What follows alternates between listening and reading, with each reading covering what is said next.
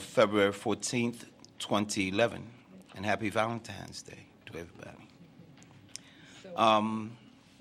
We have a quorum, and I need a motion to approve the minutes of January 24th, 2011. So moved. Any corrections? Hearing none, all those in favor say aye. Aye. Aye. Okay, first item on the agenda is a request to approve the proposed plat of re-subdivision of the former site of Kendall College, the block bounded by Orrington Avenue, Colfax Street, Sherman Avenue, and Lincoln Street, and also referred to as 2408 Orrington Avenue, into 19 single-family lots as shown in our plat survey that we have. This item was held in committee on January 24, 2011, and if I could, I think that there's a request by Alderman Fisk, so I would want to see if she wants to come forward first before we figure. Maybe Steve Griffin can talk about where we are since we held it previously. She just wanted some information, right? I think Yes, ma'am. Steve Griffin with the Office of Community and Economic Development.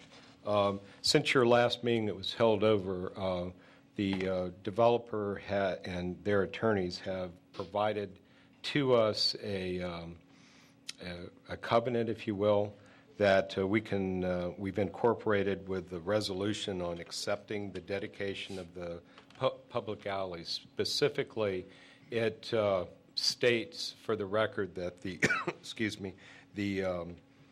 all the public alleys, public infrastructure, etc., will be put in place and constructed prior to any individual building permit person, any individual owner trying to pull building permits. That was a big concern of mine, that we were potentially allowing the lot sales to get out ahead of the infrastructure.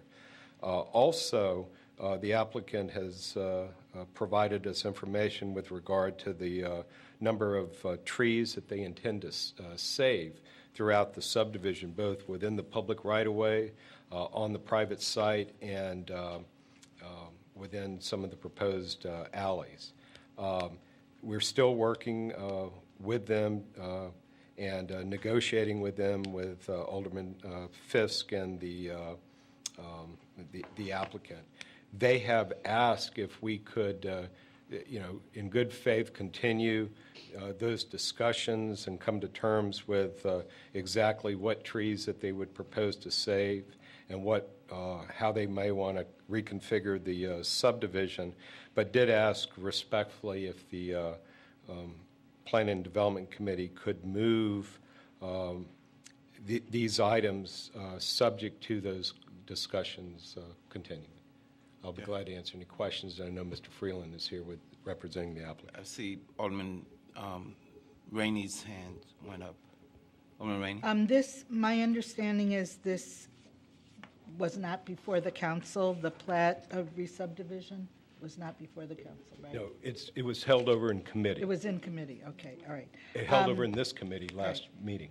Well, I mean, I think in order to continue discussion, and I'm not sure what there is to discuss, but I would move approval and that we move it on to the council floor. But then I have another question. I mean, we're already talking about the alleys, so should we be talking about the alleys first? Well, my understanding is that Alderman Fisk wanted to... Well, she's in that room. Tell her to Yes, come out. I'm trying to call her to see if she could come forward. I think she got the information she She wanted. came and she signed the public comments, and she spoke to me prior to the meeting. Get her. I don't know.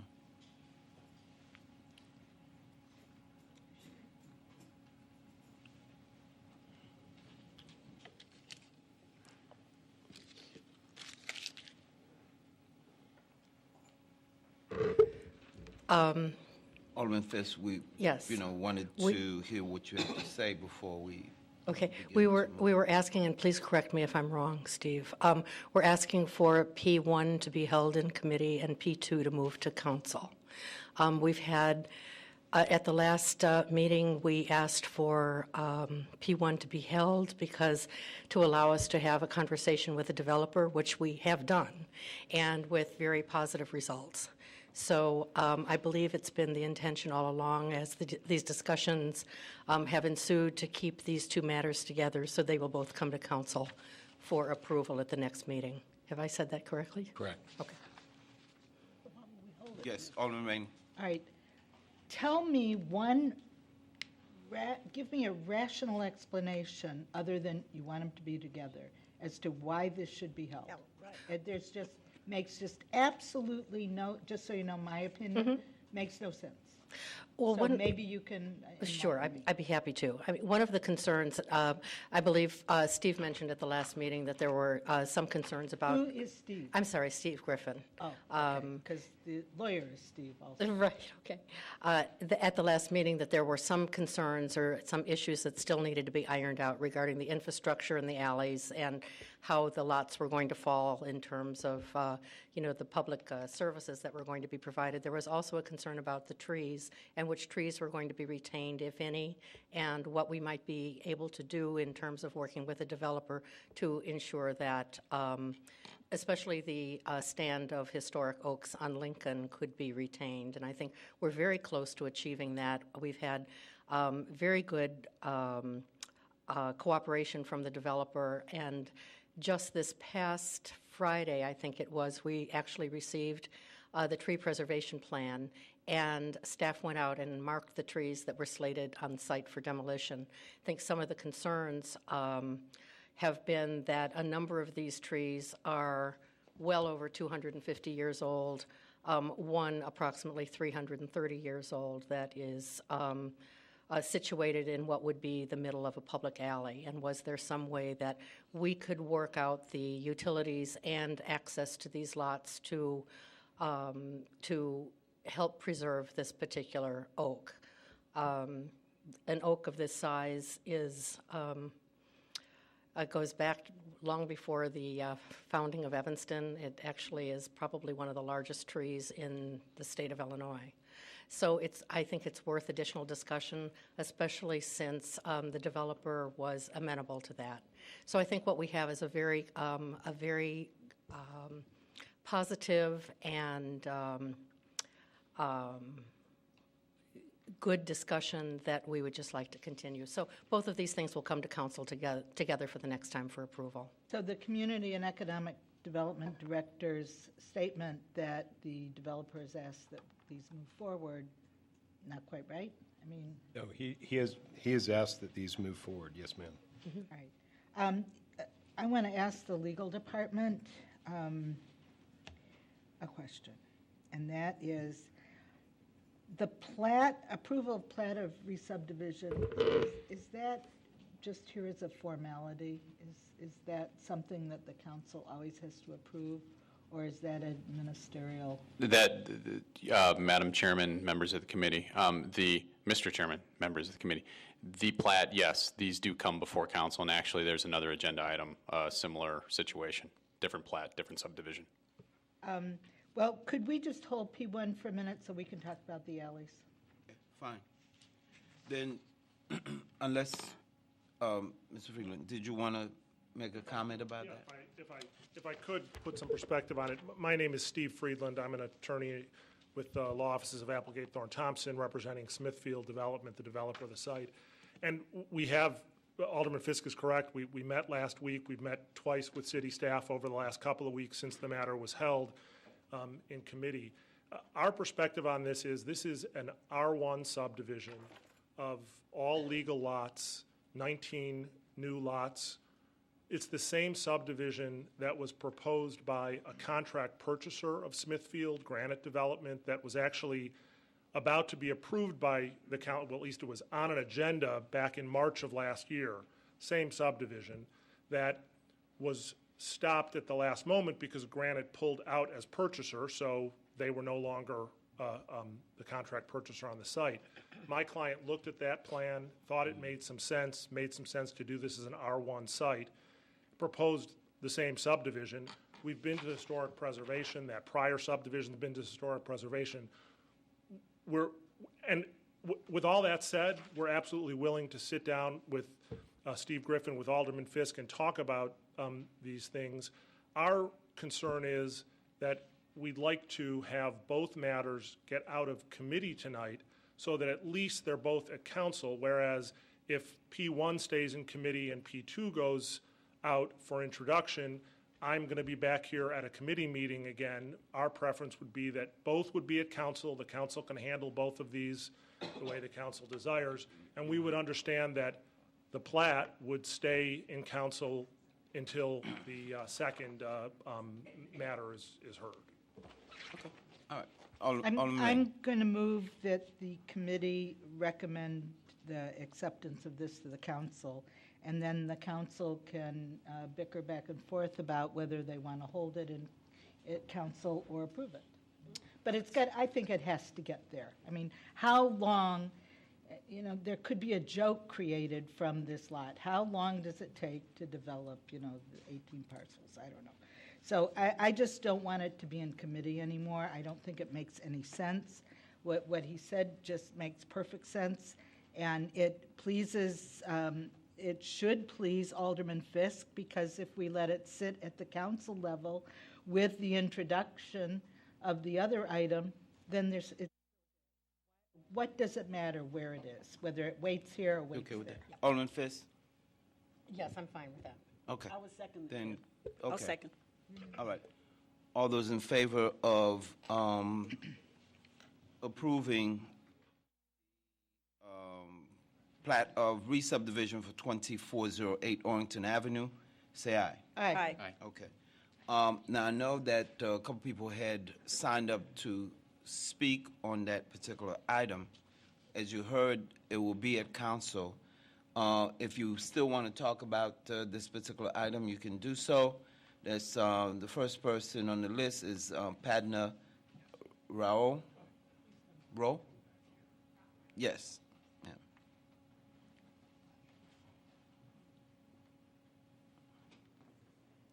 You could speak from there too if you wish.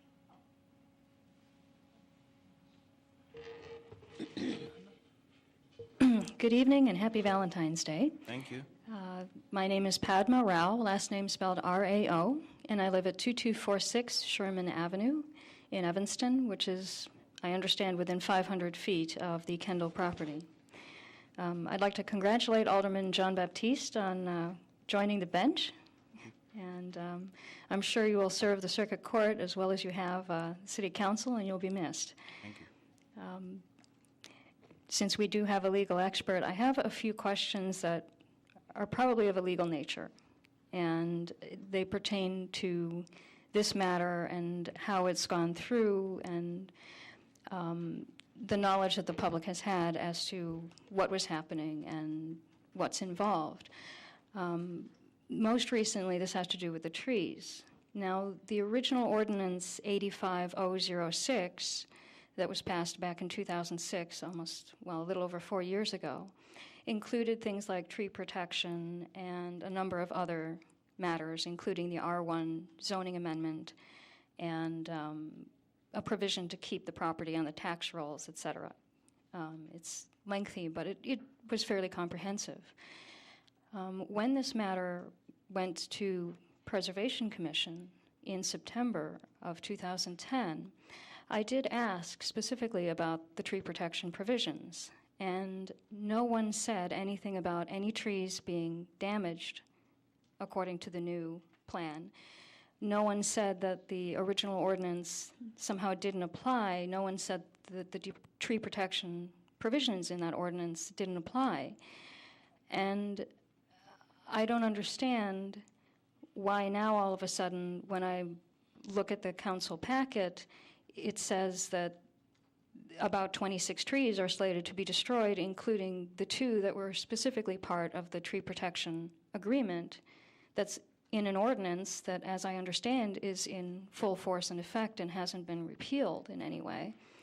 And As far as I can tell, none of the committees or commissions that have discussed this matter and adjudicated on it were aware of the number of trees that were going to be sacrificed, the number of trees that were involved. I know the public didn't know about this. If the first time I heard about it was Saturday night, I couldn't even, ask an attorney about these questions. I couldn't ask anyone, is this appropriate? And did the committees and the commissions decide based on complete information, or was there an inadvertent omission of this information? Would it have affected the decisions that these committees and commissions made? Would it have affected how the public reacted? I think I'm not the only one who isn't happy about the concept of losing 26 trees, especially 2 that are older than this country. And Why don't we let our Director of Economic and Community Development respond? Generally, the ordinance she's talking about is the plan unit development that was approved Yes. back in 2006. The developer in this case is opting not to pursue that, and the by right ability under this zoning district to subdivide the lots. So discretionary matters such as what trees are going to be protected or not is exactly what we're still in the negotiations with the developer. So that's why that ordinance wouldn't have effect on this proposed subdivision plat. Are you suggesting that because I don't remember the PUD exactly, but I do remember that, it was to protect.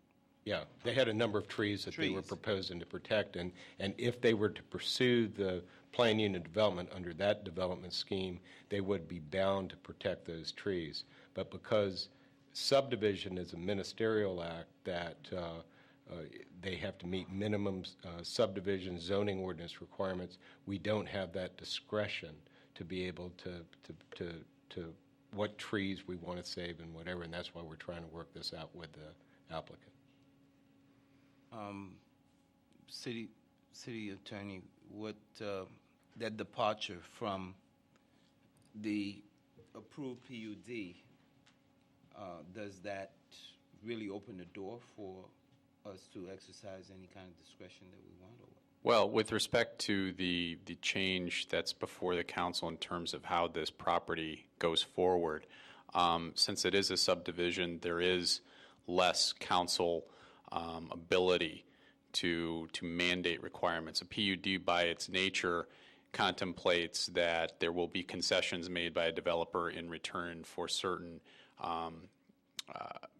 things of value given back to the developer, be it in kind or engineering issues. So there's, but what we're really trying to do with Mr. Griffin's help and where I think we're getting to in this process is working with the developer and working with the developer's council really to mimic the process of a PUD and apply it to this subdivision. It's a concept that I think might be a little bit new and novel to the way the city has worked with developers in the past on subdivisions. As you know, we don't have many subdivisions. So this work in progress, I think, really, in a way, is conforming to the process of a PUD. It's just going about it in a different way. But I think with Mr. Griffin's help, we're really utilizing our best efforts to address all of Alderman Fisk's concerns and the concerns of our residents relative to the tree preservation. Are you saying that the developers committed to abiding by the at least the provision that said that the trees on the site would be protected in general, and then they're trying to see what it is that may need to be. For instance, with the issue relative to the alley, there's an engineering issue involved and where the location of 2 of the trees are. It's my understanding from my review of the tentative plans that certain trees on the site are denoted as being preserved, or the developer through his council has represented to the city that they're going to use their best efforts to preserve the trees.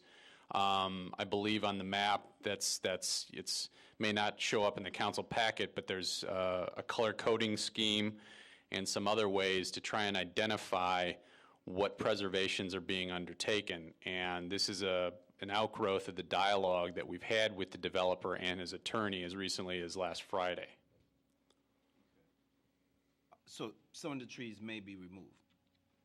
It's my understanding that some of them may be, but again, this is sort of a moving issue based upon where the plans are, and I wouldn't necessarily want to be in a position where I'm speaking for the developer or the developer's counsel relative to which trees are going to be saved.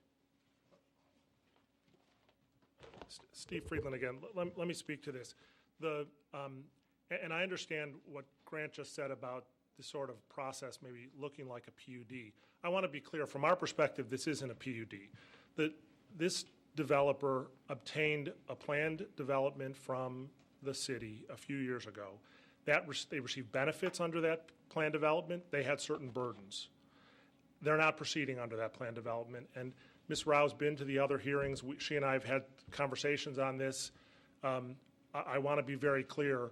We intend to proceed under a straight R1 zoning with a 19-lot subdivision. Now, there is no question, as we've met with the city, we've explained we sort of have two views with respect to the trees. With respect to parkway trees, we understand that we will hire an arborist. We will attempt to protect those trees during any construction that goes on the site, including construction of the alleys. And we view the parkway trees as those that can basically remain. The drawing that you have shows that there's currently 26 trees in the parkway. 2 will be removed in order to make the alley returns, one on Lincoln and one on Colfax. That's our plan. So of the 26 trees that are in the parkway, we feel all can remain except for 2. On-site's a different story. We understand there's a value, in some cases, to having a mature tree on a lot. In other cases, there isn't, unfortunately, because if that tree is sitting where a house will sit, the tree is not going to be there. It's not going to remain. What we've tried to do with the exhibit that we've shown you is look at those trees on site that seem logical, that they can stay in place, that they won't be harmed during construction, and what we're committing to do is work with our arborist to make sure that that happens. Most of those trees are basically trees in front yards because we have a 27-foot front yard setback in the R1 zone. It seems logical that those trees could remain. There are numerous other trees on this site, and they will be removed. They will be removed when someone buys a lot and tears it down, and it is likely that my client will do that because most people would not want to buy a lot with the obligation or the liability associated with having to take down a tree. So our intention and our goal in working with Steve and with Alderman Fisk is to set up best practices to preserve those trees that make sense for preserving. But it is different than the condition that was in the PUD. That's our perspective on it. This is a plat of subdivision. It's land that we are subdividing into legally sized lots that meet all city code. And I would also say that I certainly understand that the council is looking at a tree preservation ordinance, and to the extent that there were a tree preservation ordinance in place that would impact this site like any other site in Evanston, we would be subject to it. We're not asking to not be subject to anything. But we're not, from our perspective, we're not talking about the same type of condition that was in a planned development. And The problem is that, unfortunately, no member of the public grasped that the tree protection provisions in the ordinance somehow evaporated. No one knew which trees were being affected. I don't even think that the committees and the commissions that approved this project were aware of that at the time that they approved it. And the problem is more of a due process question, that there was no possibility of the public commenting, of the public suggesting alternatives. And even now, at this late stage, we don't know whether those committees and commissions would have come to the same decision and would have approved it in the same manner because they didn't have complete information. I'm not saying that that was intentional. If it was a mistake, then it might make sense to allow the committees and the public to discuss the matter openly, to kind of go back and do it with complete information. Nothing is on fire. No one is at risk immediately of any kind of harm to have to rush this matter. The original plan development was approved in 2006, and this proposal was originally suggested by Granite about a year ago, and throughout all of that process, no one said anything about tree preservation not existing, about the provisions of an ordinance that was duly passed by the council in 2006 having to be ignored. The first time I heard about that was actually at the Spark meeting on the 19th of January of this year, that somehow the ordinance had to be ignored in its entirety. The chairman of Spark said, pretend the ordinance doesn't exist and it's as if it never happened. The difficulty with that is another legal issue, which is when a public official says to ignore an ordinance, you would think you should be able to rely upon that. But that same ordinance contains the map amendment, changing the zoning from U1 to R1. So if we ignore the ordinance in its entirety, we lose the zoning, unless a new ordinance is passed to contain that zoning. Yeah, I think that, Ms. Rao, you've raised some legitimate issues, but we need to, this matter is being moved to the council. There's a request that it be held at council for further discussion. And I think that what I would ask legal to do is to take a look at the PUD. And because I don't think there was a commitment to save every tree at that site. There were specific trees that were involved, and there was a plan that was, I think, appended to the ordinance or included by reference. Right. But either way, So, my question is, what I'm saying is there has that- been no public involvement in this. And that's why I'm asking legal to be able to come back and clarify the process that allow us to go from a PUD and to a subdivision without the kind of public process and hearing that we held in the past. I mean, if you have some insight on that, you could share that. I think, Mr. Chairman, we will definitely have that ready for the next meeting and explain that in great detail. Okay. Because, Your Honor, I guess my question is then, where is On the that, yeah. public, sorry, where is the ability for the public to participate? Well, that is precisely the question, and that's why it's got to be clarified. I understand what you're saying. At first blush, it seems that it should have been an open kind of hearing. But if our own zoning process allow a developer to abandon a PUD and do something totally different, then that's what we have to address. Right, I'm not- What is the approved process? That's all. Right. And until we hear from legal as to what that is specifically, then our discussion is not rooted in what our regulation is. So would that mean that if theoretically this project didn't have to get approval from the Preservation Commission? What I'm saying to you is that I can't answer the issue by theory until I get some counsel from our legal department as to what our rules are. So until we hear that, then, we can't really entertain which way to go on this, okay? So this is being held at council, and so we have asked for our city attorney to come back with a full explanation as to why it was not necessary to conduct an open hearing. Perhaps, we are in error, I don't know, but he will come back and give us specific guidance. We've got to move on, okay? Can Thank I you. request that there, at the council level, that there be the possibility of some public participation and You do have public comment. that Plus, he will This share the information be information. Yes, you available? have public comment. Okay? Thank You you. have an opportunity to comment. Okay, there a couple other people had signed up to speak, and Jean Linwall she wanted to address these two items, P1 and P2.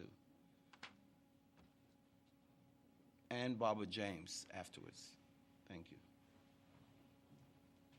Jeff, your name is added. Jeff Smith, your name is added. You're not speaking on this, right? Okay, thank you. Hi, Jean Lindwall, 625 Library Place. Thank you. I'll be very, very brief. I just wanted to say I think that I'd like to commend you for making sure that the alley actually does get built and improved before the lots are sold, or building permits at least issued for lots. I think that that's really important with respect to the a single-family subdivision such as this, to make sure that the infrastructure is in place.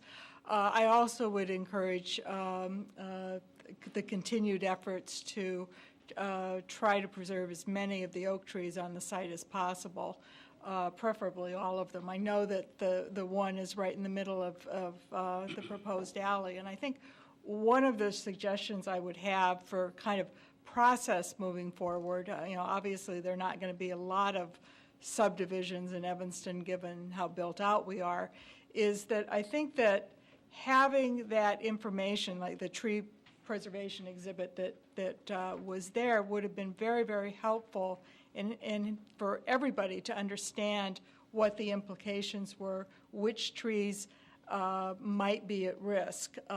It's one thing to look at the proposed 19 lot subdivision, which there have been the granite plan and this most recent one floating around, but until you see the trees overlaid or the plant overlaid on the existing trees, it's real difficult to know exactly what it is you're approving or considering. And I think that that would be just something that should be incorporated into our community development regs and probably the zoning requirements moving forward. So that would be my suggestion. Thank you. Thank you very much. Barbara James.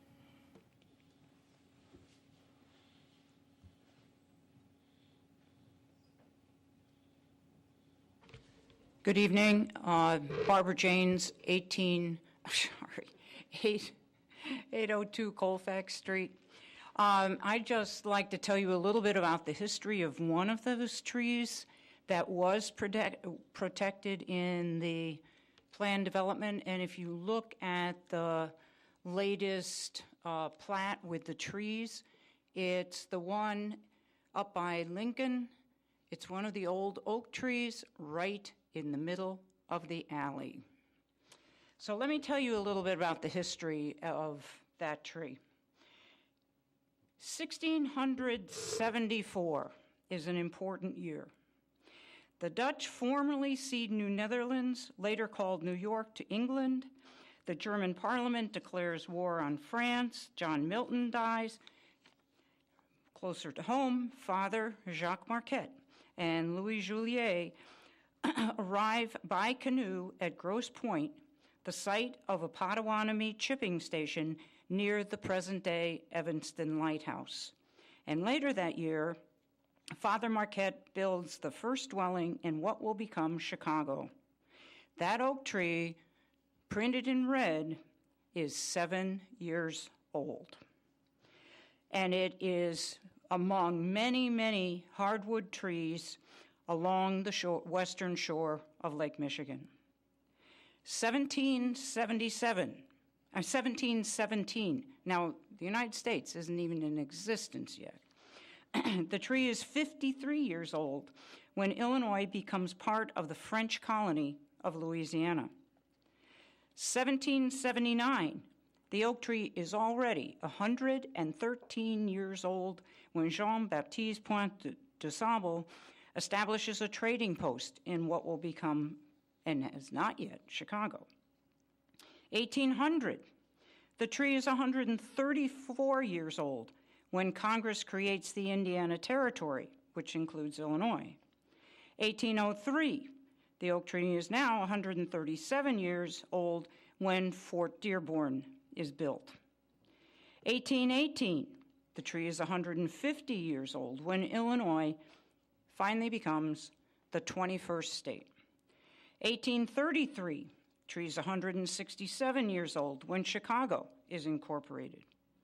1836, tree's 170 years old when Major Edward Mulford purchases 160 acres in Grosse Pointe near what's now St. Francis Hospital.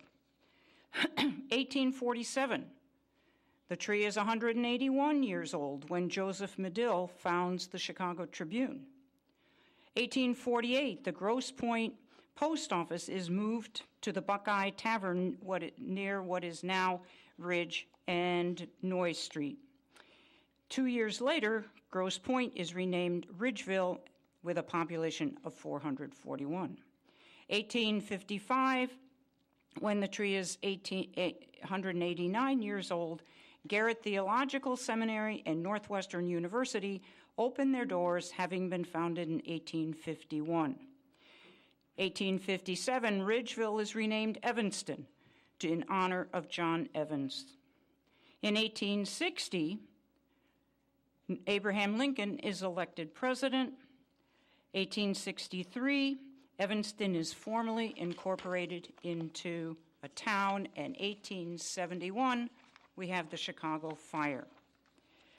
How many more pages do you have? Not James? very many. It's big print.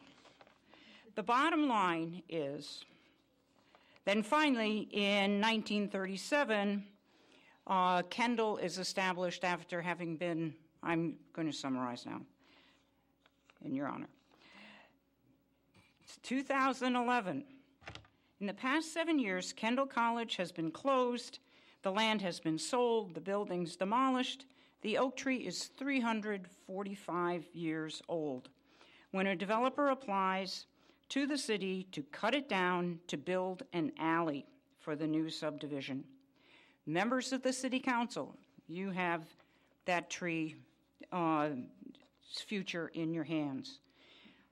The oak tree has been the witness to history for over 300 years, and it is really an irreplaceable part of our neighborhood.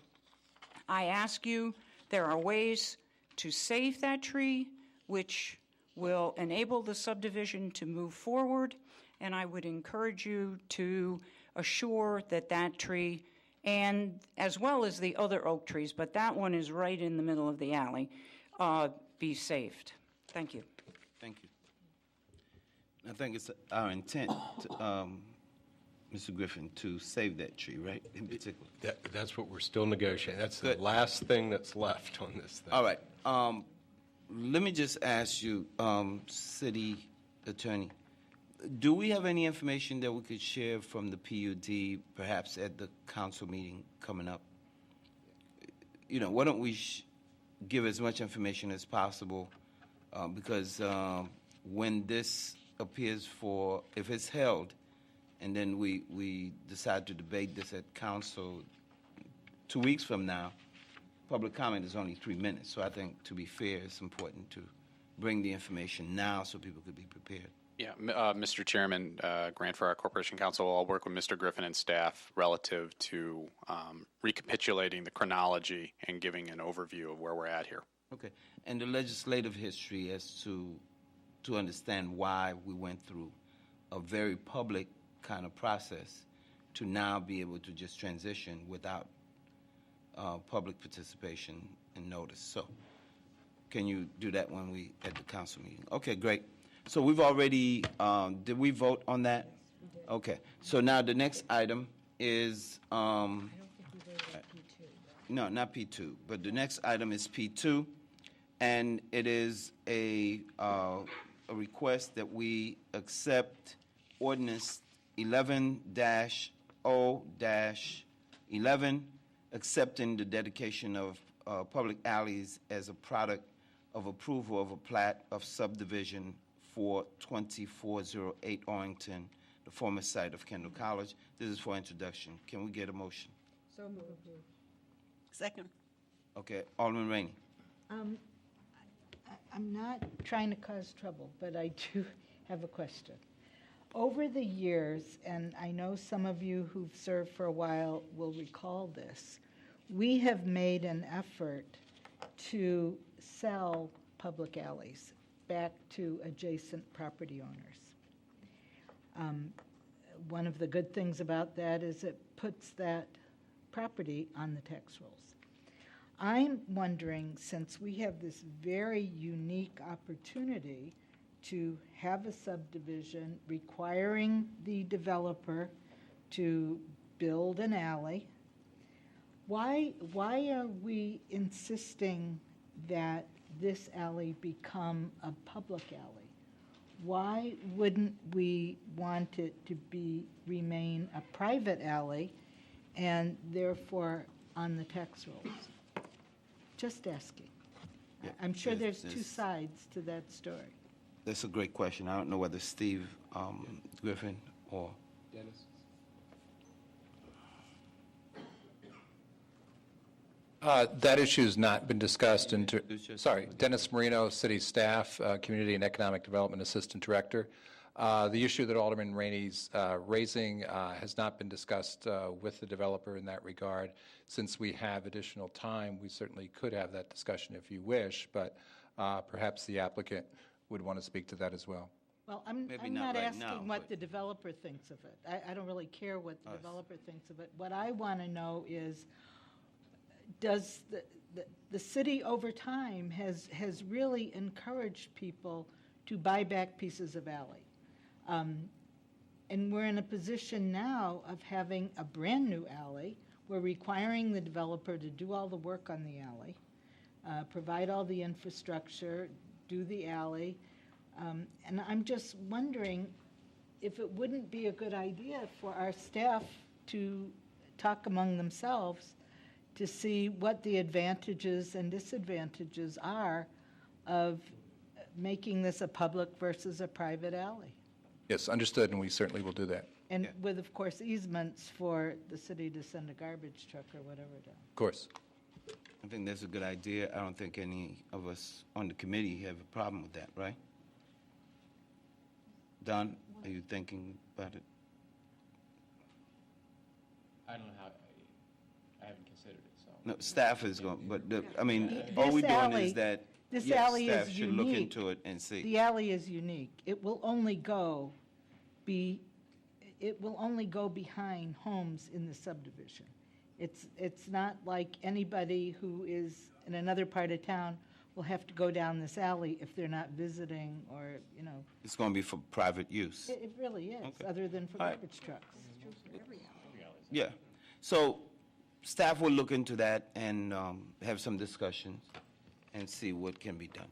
Alderman Fisk, you wanted to comment on that? I just wanted to speak briefly on that. I think I'm correct in that one of the requirements here for stormwater detention is that the alley be permeable, which requires a city vehicle, some sort of equipment to at some times clean the alley, actually make sure that the alley still remains permeable because it can fill up with debris over time. So that would require, I believe, the property owners to purchase that piece of equipment or lease it from the city of Evanston. So Okay. that's another. So why don't we have staff then have that further discussion? That's what was recommended. Let's do that. Okay? Just a thought. All right. And I think, did your question come after, did we vote to introduce? Okay, great. All right. Did we vote to? All those in favor of introduction, say aye. Aye. Okay, great. P3 is a request that we approve the subdivision of 2 lots of record, 1 zoning lot held in common ownership to comply with the zoning ordinance. Site Plan and Appearance Review Committee approved subdivision, noting that any egress to Lot 2 would need to come from Milburn Park and not Sheridan Road. Can we get a motion? Move approval. Question. Yes, Alderman Rainey. Well, I want to know what we've done about trees on this property because this creates a new buildable lot. And I can just see people standing up here saying that we didn't give the public a chance. And maybe when somebody comes along and wants to build a house on this lot, then, it's going to be an R1, and they're not going to have to do a plan development, of course, or come to the zoning board, and it's going to have a tree. But what are we going to do about this lot? Are we going to treat, just because it's smaller, different than the other situation that we've been dragging out for years? Just let's find out now what the status of trees are on that lot, and let this owner know that they could be in for, some significant legal dollars. Okay. Steve Griffin? Honestly, it wasn't addressed at all.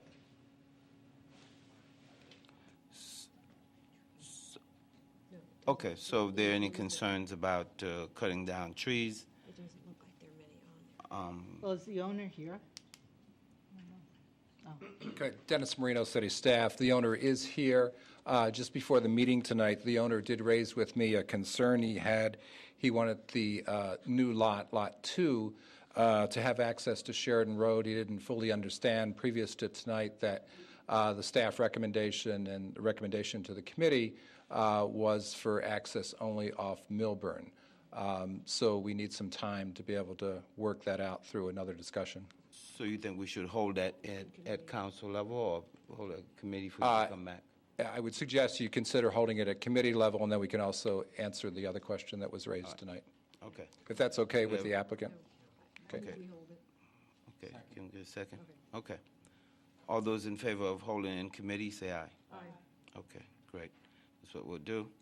P4 is a request that we approve ordinance 16-0-11, which is an amendment to ordinance 17-0-09 to allow for an additional 90 days for Royce Moore School to obtain a building permit for 1200 Davis Street. The new deadline will be June 1st, 2011, instead of March 1st, 2011. It's for introduction. Second. Okay? Any questions, comments? All those in favor say aye. Aye. Okay, the matter is introduced. Okay, item P5. This is a recommendation that we pass ordinance 17-0-11, codifying and amending ordinance 14-0-09, as amended by ordinance 124-0-09. This amendment provides for an alternate compliance with the city's goal of leadership in energy and environmental design, LEED, silver certification on buildings/construction falling under this regulation. This is for introduction. Can we get a motion? Move approval.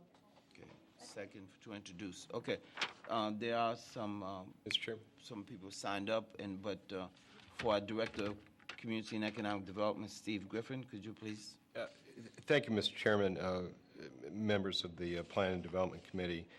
If I could just, I wanted to take a couple of minutes for some introductory remarks. So, if you recall, back in December 2009, with our staff report to adopt the Green Building Ordinance, the Council asked that we bring back a report on how's it going, what issues, if any, have there been, and as part of that, we're bringing this to you tonight. What, excuse me, very unfortunately, because of the economy the way it is, and a whole not a lot of lending going on, there hasn't been any specifically projects that over this year period that have been proposed that would fall under this ordinance. However, for the last 6 weeks, 8 weeks, we've had a number of prospects coming through the door, talking to us about different projects throughout the city. One of the projects is having some challenges meeting what is the adopted ordinance, and specifically in working with them, a lot of this green building ordinance is focused on office, residential, and institutional, but the one particular applicant has a large retail store that, very honestly, there's not a whole lot of new construction of large retail stores that are getting LEED certified. In fact, in our staff report, we did a report, or we found a report that of the 198 municipal green building ordinances that were reviewed, 61 of those ordinances, or 30%, even contain standards for private construction. As you know, I'm from the Washington, D.C. area, and I was just assuming, because we had heard and read so much about it, that Washington, D.C. has a green building ordinance, when in fact it just says you have to build to green building standards, but you don't have to certify that construction. That's a little bit costly. And then secondly, the city, or Washington, D.C., for example, has requirements that all their public buildings, institutional buildings, be constructed to a certain standard. As I'm new here, I always like to bring to the council different situations where we look at cases on a case-by-case, parcel-by-parcel determination. So the proposal that we're bringing forward to you tonight is the idea that still all buildings, private, public, be built to green standards, but if they can show, any one private developer show a unique circumstance, financial hardship for meeting the green building standards, that they be able to do alternative green building technology and construction in lieu of being certified LEED Silver.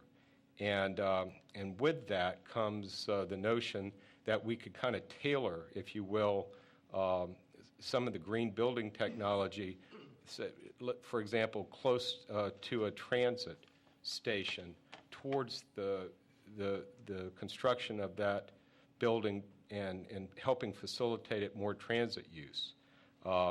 And right now, the council has no ability to entertain anything but a silver standard that's LEED certified. LEED certification can run into the hundreds of thousands of dollars. So we don't do this lightly, and we think, Evanston should step up front and be, the model. But on certain circumstances that you're afforded, the council's afforded some opportunity to review and consider it. Kind of like we were talking at the Kendall Plat, that will be through a public hearing process. So the scheme that we're suggesting that the council may want to consider is a application process that it's first anyone that wants to have an exception from meeting green building silver certification, they first applied to staff. Staff brings it to this planning development committee, and then ultimately the city council is the approver of that. That doesn't go without having to meet a lot of green building technologies, and there's also provisions for the cost of that review being borne by the particular developer, and there's also this suggestion that any dollars that they would put into the green certification would instead go to the city for an area-wide green technology. So I just wanted to say a few words that we're not undoing the green building ordinance, when in fact what we're trying to do is provide, under certain unique circumstances, the ability for the council to be flexible for certain economic development prospects that might come to you. So I just wanted to say those few words. I think all of you have heard my goal with staff is to like an application like this that chooses not to go green certification, that we bring you with that application the good, bad, and ugly about the proposal, what our recommendation is, and enough information so the city council can make an informed decision one way or another. It's no guarantee that it'll happen, but at least we want to try to get that information to you so that you can duly consider that and frankly balance the economic development aspect with whether or not they're building green enough for y'all. Thank you. We do have a couple other folks who signed up for public comments. Paige Finnegan and we have Mike Brennan. So can you come up? Oh, okay, yeah. Okay. Okay. All right. Thank you. Yes, go ahead. Ready? Paige. Yes. So, hi, everybody. Paige Finnegan. I live at 525 Elmwood, and I am here this evening on behalf of the Evanston Environment Board, which I co-chair, to speak on this proposed amendments to the Green Building Ordinance. We, the Environment Board, take significant issue with two parts of this process. First, the process by which these changes have been brought forward, and second, the significant changes to the content of the ordinance. On the first item, process, aside from the complete lack of notification provided to the mayor-appointed Green Building Ordinance Committee or the Evanston Environment Board, is the willingness of city leadership to overhaul an ordinance at the first suggestion of a potential business objection. The Green Building Ordinance has never been triggered, per Director Griffin's words just a moment ago. Yet, city leadership is already willing to reconsider the ordinance. Second, relating to content, the ordinance reduces the certification requirement from silver to certified, which is completely unacceptable to the Environment Board. And additionally, there is a significant difference between achieving LEED certification, be it silver or simply certified, than working with an inexperienced city staff to achieve comparable results. While I understand that this is an apparently time-sensitive development, I encourage you to send this back to the Green Building Ordinance Committee, the mayorally appointed Green Building Ordinance Committee, to work through these revisions. I am confident that we can reach an amenable alternative within a very short term. Thank you. Thank you.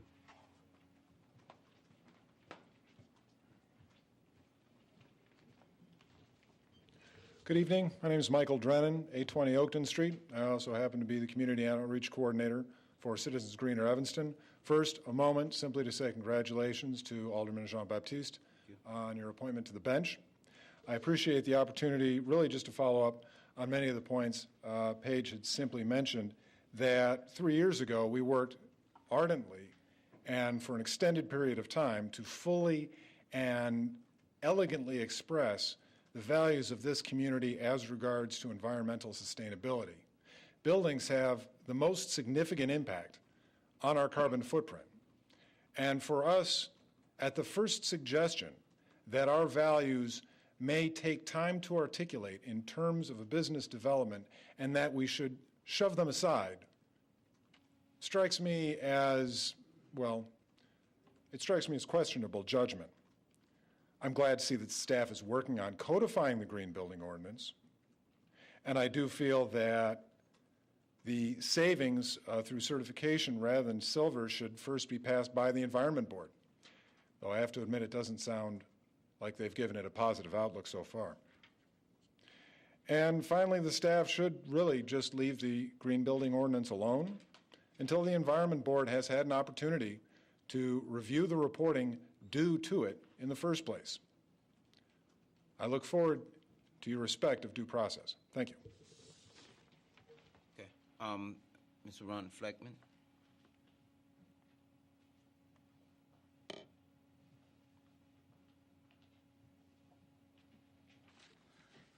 Thanks, Alderman. My name's Ron Fleckman. I'm the chairman of Citizens Greener Evanston, an Evanston group with a membership in excess of 900 citizens, and I'd like to speak to you about the proposed amendment. But first, I want you to realize that I'm making a great sacrifice by being here on Valentine's Day that will probably cost me for a long time with my wife. On the serious side, there are several issues that I'd like to address. First, that's been noticed, notification process indicated to me that there were some critical time issues that were pushing this amendment. I understand that in the course of conducting city business, there's a need to fast track some processes. I understand that. However, the way the notification was made, there was no attempt to create a context for the changes that were being sought, leaving the Evanston's very active and involved environment groups up to their individual and collective thoughts.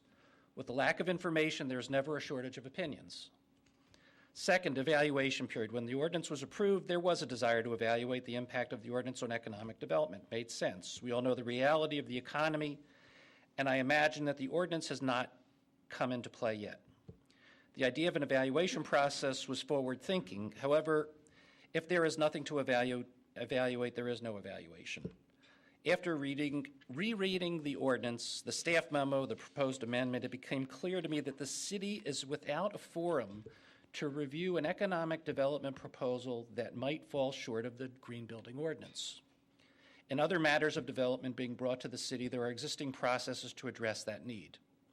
The green building ordinance is unique in that way. I'd like to make the following suggestions.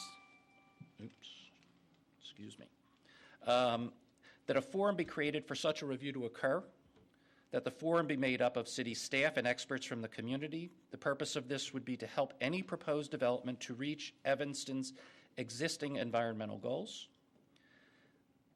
In the current economic environment, this process should not in any way slow down the process, but occur concurrently with Evanston's already existing processes. If there's a pressing need to move an amendment forward tonight, it should not compromise the standards set in the existing green building ordinance, but instead add language for a process to be established for relief if necessary to achieve a greater good. Finally, I would hope to see something positive coming from this experience. This is an issue that is important. My comments are not intended to be a stopping maneuver, and hopefully this issue will provide an opportunity for the city and many of its constituents to pay more attention to issues of sustainability. Thank you. Okay. Mr. Griffin, can you talk about what kind of time constraint we under with the particular project? Yes, sir. In general terms, as you know, we've got probably a half dozen economic development prospects that are before us right now. One of them that has expressed concern about that has asked for this flexible approach. So what we thought we would do is articulate the many different thoughts that we had thus far and schedule it for council consideration at your next council meeting. Okay, city manager. No, please. Answer that question. No, that was the same question. I'm not sure whether I got, what is the time constraint in terms of, because we're not just pulling that from the sky. Oh, of we're course not. responding to a concrete request to Mr. Chair, members of the committee, as has been said, we had nothing to evaluate the first year because there were no applicants coming to us. So good, bad, indifferent, the green building ordinance, best as we can tell, had no impact on development in the city of Evanston. Over the last several months, we are hearing more and more from applicants. We are down the road with one particular potential applicant, who we've been talking to for probably the better part of 6 months. And that applicant has informed us that they have run a business and they have other places they can go. We are hindered in some respects in that we are unique to have this requirement. This business has indicated to us that they would love to come to Evanston, but the costs are too high. And they would like to make a decision by the end of February. We have been working with them diligently for many months. We had worked to see if we could come up with alternatives under the existing ordinance that would make sense. So we've been told respectfully and appropriately and collegially by this business developer that they have no problem with our goals as a community to be green, but they can go to a neighboring community of Evanston and not have to be green and still meet their business needs. So they have asked to have some clear understanding of where we sit by the end of February. If we can provide them that clear understanding, then that's great. If we can't, it's my belief this is not the second or third conversation that we've had with these folks, that this is we've had many, in excess of a dozen meetings with these folks, and they're not pulling our chain. They're serious and have to make a business decision. So What we've attempted to do with this amendment is to provide exactly what some of the speakers have recommended, to have a forum, to have the ability for public discussion if an applicant presents a proposal to the city that says that economically they cannot make this happen, and we as city staff would recommend to the council that an alternate process be considered. You know, we take the concerns of the community very much at heart. It was a 3-year process, my understanding, to get the green building ordinance in place. We don't want to see it go away because we have one project. On the other hand, the city of Evanston has parcels that are ripe for development, and at this point, the way the ordinance is written, I can tell you, I think in very confidence that without an amendment, we will see our first business then leave. And if the council feels that's appropriate and wishes to have a lengthier community dialogue, certainly that's the council's prerogative. But then we will have the one business. And as Mr. Griffin said, there are several others that are teeing up, certainly not as far along as the one in question, who have questioned this and have said, but if I go to Wilmette, if I go to Northbrook, if I go to Glenview, if I go to Skokie, if I go to any other community, I will reach the same group of people. I'll reach a larger group of people because, of course, in the retail industry, we are the circle that one draws around Evanston. A good part of it's a lake. And so, again, these people are nice and straightforward, and they say that, you know, Evanston's a lovely place. We'd love to be here, but if the order of magnitude of cost is so significantly more and there's no ability to manage through that, they are going to make decisions to locate elsewhere. So I think our attempt with this amendment is to address those issues. Certainly additional work could be done. It was my decision to not consult with the Environment Board or Citizens for a Greener Evanston beforehand. I felt it was appropriate first that this council see the amendments and then provide us appropriate direction. This is an ordinance. It requires 2 readings, so there's at least 2 additional weeks between now and when the council could consider it for final action. We have 40 boards and commissions in the city. I believe it's not the council's practice to direct us to go back to every single appropriate board and commission with every single item. I felt that the issues regarding economic development were significant enough that this would be brought to the council directly and then take whatever direction you feel is appropriate. Okay. Thank you very much, City Manager. Yes, Alderman Wilson.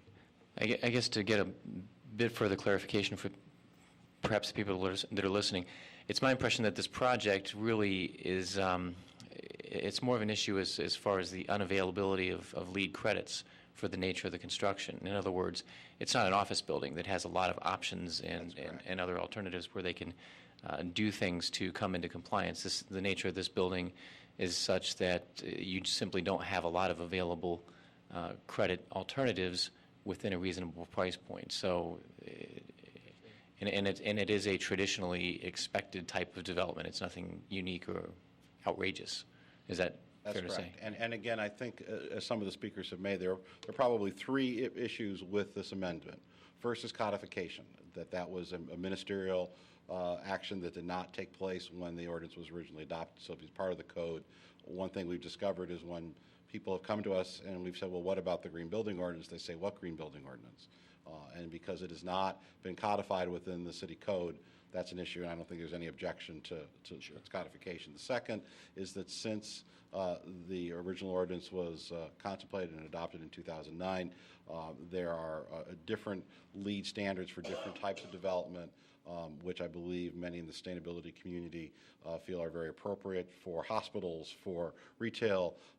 There's probably, what, half a dozen? Office residential. Office residential. There's, and so parsing our ordinance so that a development would match its appropriate lead certification process, again, I don't think there's any question on. What the question comes then is if a developer says, with all that said, that there's an economic hardship to meet the lead silver for the applicable measure, what do you do? Do we say no? Or do we say that there's an opportunity for an alternate process that could be specifically identified through ordinance that would then come back to the council for the project? It would have community review, 2 readings, and then have the council decide. If the council felt that there were circumstances and the proposed alternate process was sufficient, the council could approve it. If the council felt there weren't the economic circumstances or didn't like the alternate process, it could be denied. And then the developer would have the decision to make which they wish to move forward or not. So we're trying to provide that flexibility. But it comes to community standards, and I agree with the speakers. This is a very difficult decision.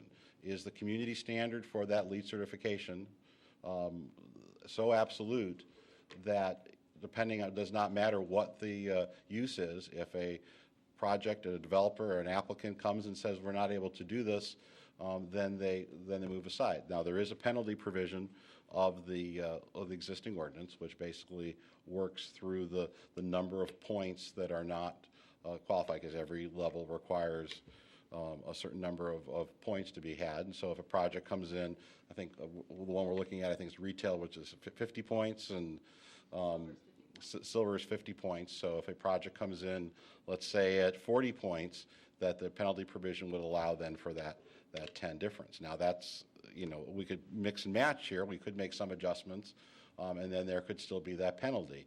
One of the challenges I have as your city manager is, is that penalty provision only meant for someone who was, aiming for the 50 points and something happened and they weren't able to do that last part and they end up at 48 points with every intention of being silver, then the penalty makes sense. And I believe the authors of the ordinance, it was that kind of circumstance that was contemplated with the penalty, not we're never going to make it, so let's just write the check to make up the difference. And that the amount of money that it might be is negligible. And a developer certainly looking at a bottom line could say, well, we'll tell the city we're heading in this direction, but no, we're never going to get there because the check we have to write at the end is so small. As your city manager, I think, is there not a better way to do that? And if there's not, then maybe there's not, and we deal with the consequences of that. But it is a policy question for the community, a policy question for the city, and again, given we have now this one first project that may very well say they won't come to Evanston, I'd rather have this discussion with you all first than to report to you they've left because an ordinance didn't make sense. You have any follow-up? No. Okay. Anybody else on the committee? Okay. I suggest between now and 2 weeks that there be some discussion. Yes. Well, I understand what the city manager is saying, and clearly we're in something of a difficult position. But I think I'd like to get some more additional information about this, because it's not clear to me what the alternatives would be if someone comes in and says that it's economically unfeasible for them to do the project.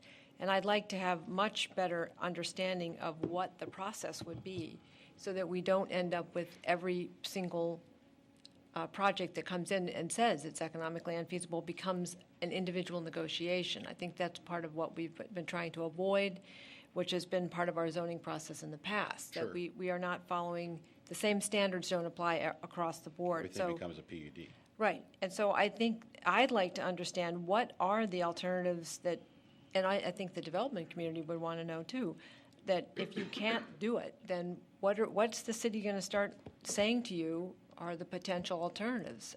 That's what I'm not sure I understand.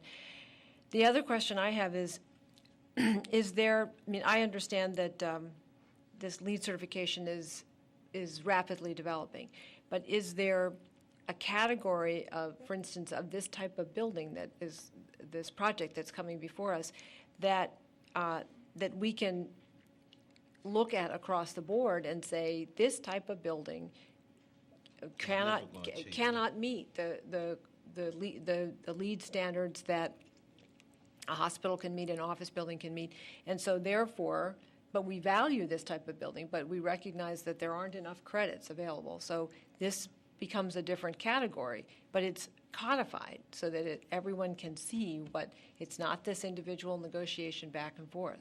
And Alderman Nguyen, members of the committee, one alternative would be to alter the proposed amendment.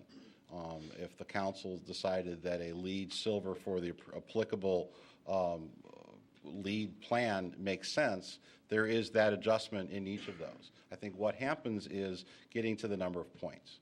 And some points are easy, some points are worked into a regular development, other points cost more money to actually gain. And I think that becomes the community standard. If you say that LEED silver is the way you'd like to go, these certification processes for different types of development take into account, to a certain degree, some of those changes. Okay. But it's still a threshold, and it's a threshold that still needs to be met. And again, some developers will say, well, we're fine to go 3/4 of the way there, but that last increment is going to cost us X amount of dollars.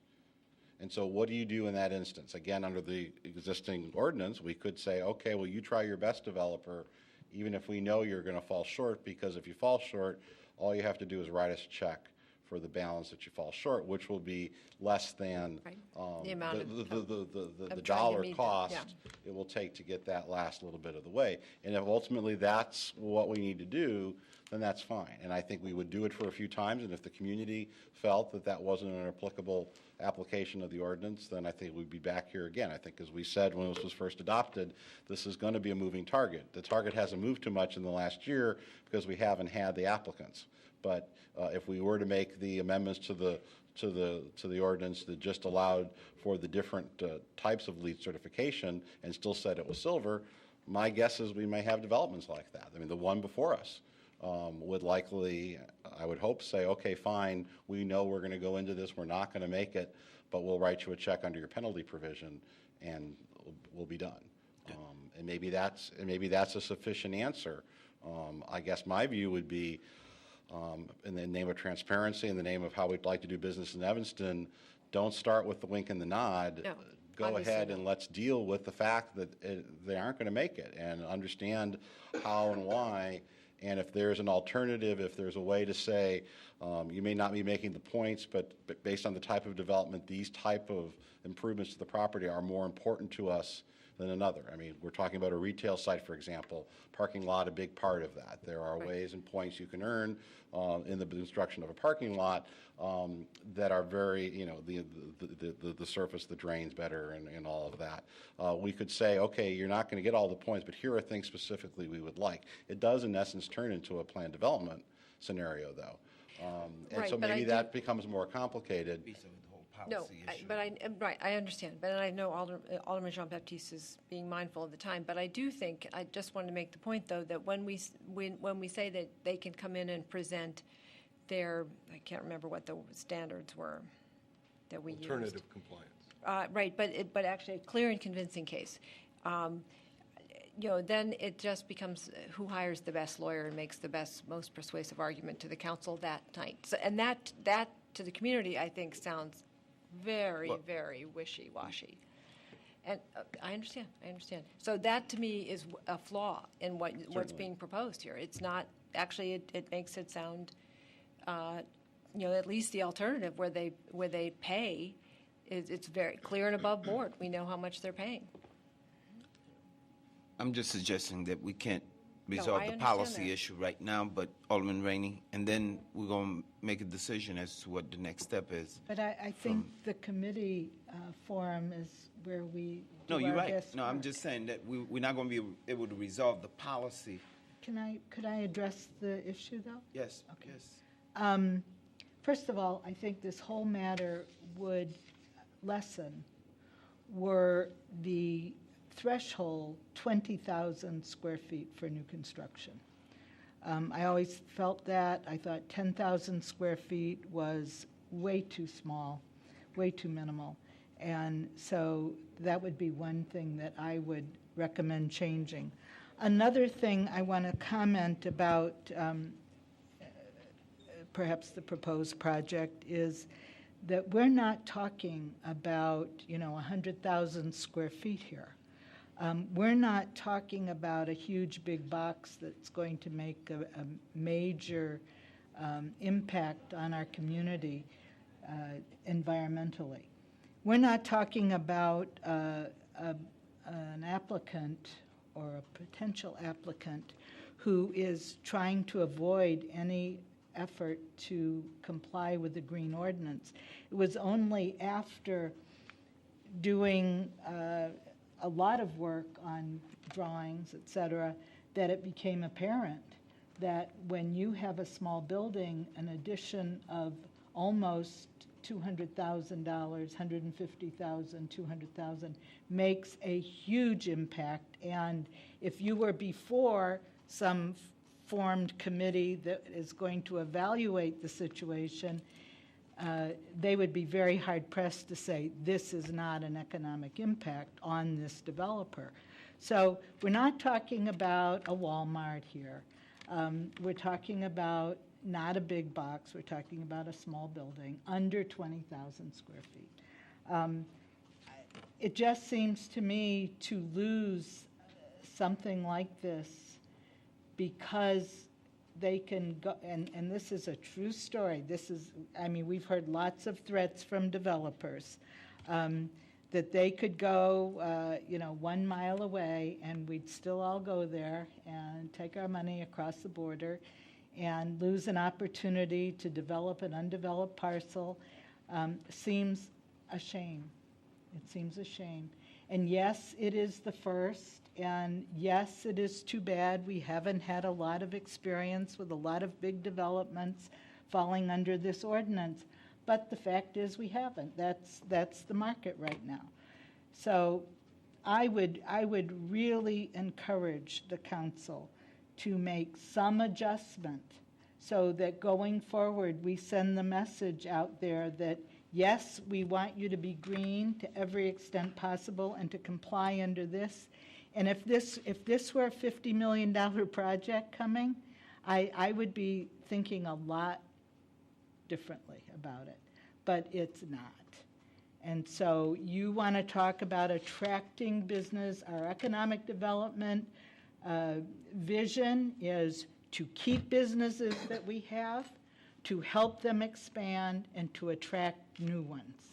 And we're not going to do it if we send the message out this very first project.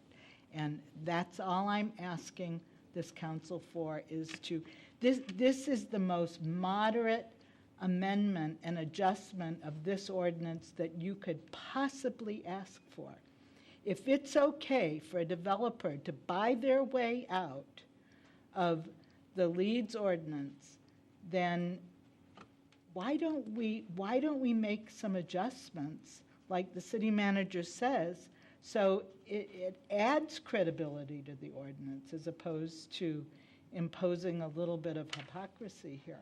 I mean, everybody works so hard on this ordinance to make it a preventative measure from new economic development just doesn't sit well with the community, I'm sure. If the Environment Board is offended, perhaps we can meet with them. Perhaps they can participate in evaluating some of the exceptions. But right now, I think we should accept the recommendations of our new environment director, the new community development director, the economic development department. I think it's an amazing amount of work they've produced and presented to us, and I think it makes for some success going forward. And Mr. Chair, we'd be happy to meet with stakeholders over the next 2 weeks, and if there is better language that we can craft, we will.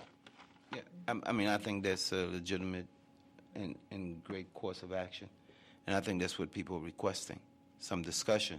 It's not a veto power over the decision that is being made to make sure that we protect the economic development interests of the city. So on that basis, why don't we ask the city manager to go ahead and have some discussion and come back and craft some, see what we could do with language. And then continue the discussion on that kind of policy of how we deal with exceptions in the future.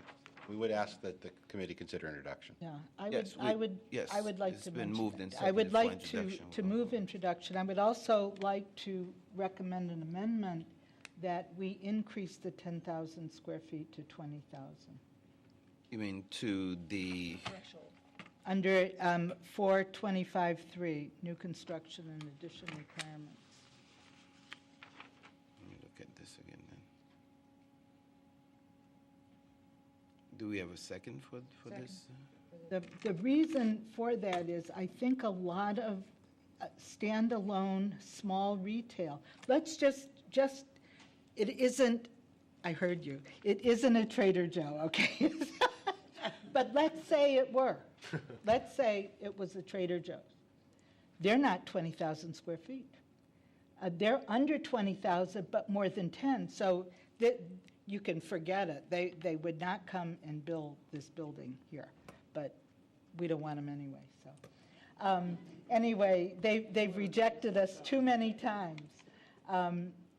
But that's why, because retail, standalone retail can't meet the requirements. They just can't. I mean, they're just not going to, and they can't. All right, Anyway, so. I would like to recommend that as an amendment. Okay, and I think it's seconded, Alderman Nguyen seconded that amendment. Any further discussion on that? We'll just move introduction. Yes. Yeah, we move introduction. So we'll move introduction, and, well, let me get a vote on the proposed amendment so we could move introduction as amended, okay? All those in favor of the amendment, say aye. Aye. Aye. Okay, opposed? No. All right. Then let's get a motion to, well, let's get a motion to move, that's true, as amended then. Can we get a second? As amended, okay.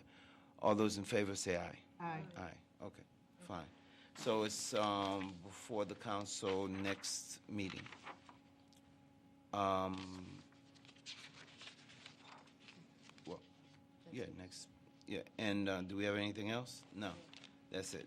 We have no items for discussion, no communications, then can we get a motion to adjourn? So moved.